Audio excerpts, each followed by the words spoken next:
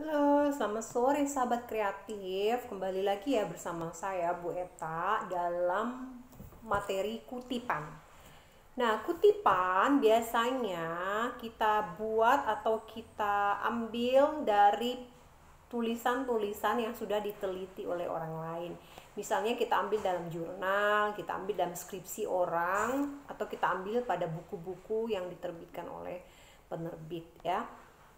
Kutipan adalah pinjaman sebuah kalimat atau pendapat dari seseorang ya, baik berupa tulisan maupun dalam bentuk lisan. Nah, kalau kita membuat kutipan, kita harus memberitahu sumber kutipan kita dari mana. Maka ketika kita mengutip, kita harus memberitahu nama bukunya, sumber bukunya, tahun berapa, kemudian siapa yang menulis bukunya, nama pengarang buku, tahun buku, dan halaman buku. Untuk mengingatnya, kita singkat dengan NTH, nama pengarang, tahun buku, dan halaman buku ya. Nah, prinsip mengutip. Kita mengutip pendapat para ahli harus berhati-hati. Kenapa? Supaya kita tidak dianggap sebagai plagiat atau pencontek ya. Prinsip yang harus kita perhatikan yaitu pertama, jangan mengadakan perubahan bila ada kesalahan ya. Kemudian jangan menghilangkan bagian kutipan karena itu tidak boleh. Apa tujuan kita membuat kutipan? Kutipan dibuat untuk kita bisa menganalisis, untuk bisa mengkritisi dan bisa membuat analisis ya, memberikan penilaian ya.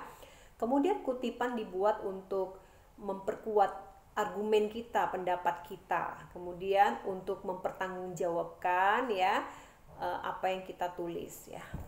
Ada beberapa cara membuat kutipan. Pertama, kutipan dalam kutipan. Nah, kutipan dalam kutipan itu maksudnya adalah penulis mengutip pendapat para ahli bukan dari sumber aslinya, namun dari sumber yang kedua, ya.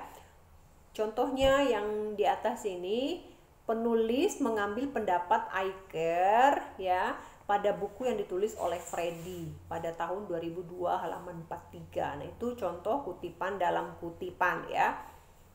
Pengertian asosiasi merek yang dikemukakan oleh Aiker tahun 1996 halaman 106 dalam buku The Power of Brand Freddy Rangkuti ya. Tahun buku 2002 halaman 43 adalah segala hal yang berkaitan dengan ingatan mengenai merek. Jadi itu tadi ya, kutipan dalam kutipan. Kemudian kutipan tak langsung yang lebih dari 4 baris. Contoh ya, kutipan yang terdiri dari 4 baris, lebih dari 4 baris, berarti penulisannya itu menggunakan spasi 1 ya, 1 spasi. Kemudian diberi keterangan nama pengarangnya siapa, tahun buku, dan halaman buku ya.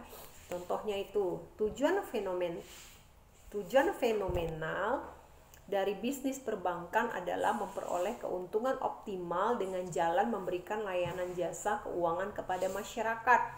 Bagi pemilik saham, menanamkan modalnya pada bank bertujuan untuk memperoleh penghasilan berupa dividen atau mendapatkan keuntungan melalui meningkatnya harga saham yang dimiliki. Nah, itu diambil dari pendapatnya Kuncoro ya, tahun 2002 halaman 539. Nah, itu contoh tadi ya. Nah, ini di bawah ini saya berikan contoh kutipan yang lebih dari 4 baris ya. Penulisannya itu satu spasi kan, lalu dipisah, itu dihimpitkan maksudnya tulisannya, seperti contoh yang ini ya. Contoh kutipan tidak langsung ya, yang lebih dari 4 baris.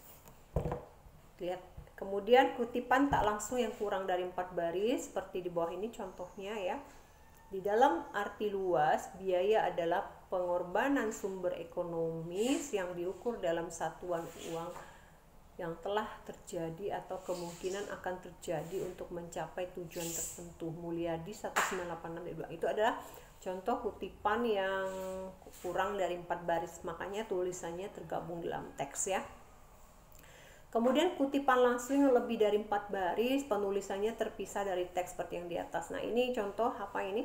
Menurut Mulyadi 2001 halaman 168. Nah, hanya biaya itu kan penulisannya kan diberikan enter, kemudian penulisannya satu spasi ini ya, satu spasi dia menjorok ke dalam ya, menjorok ke dalam satu spasi ya.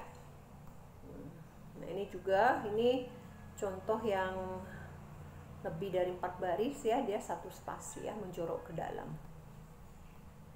Sedangkan yang ini, kerangka pemikiran ini adalah contoh kutipan yang kurang dari 4 spasi ya, 4 baris.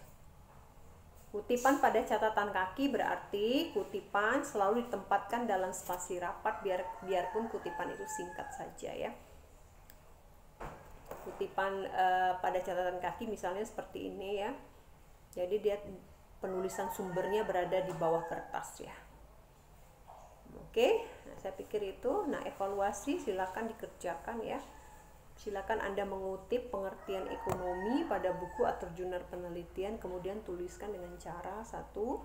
Kutipan langsung yang kurang dari 4 baris, 2. Kutipan langsung lebih dari 4 baris, 3. Kutipan tak langsung yang kurang dari 4 baris, dan kutipan tak langsung lebih dari 4 baris. Contohnya sudah saya berikan di atas, silakan kalian kerjakan ya. Oke, saya pikir demikian. Sampai jumpa, salam sehat, selamat sore.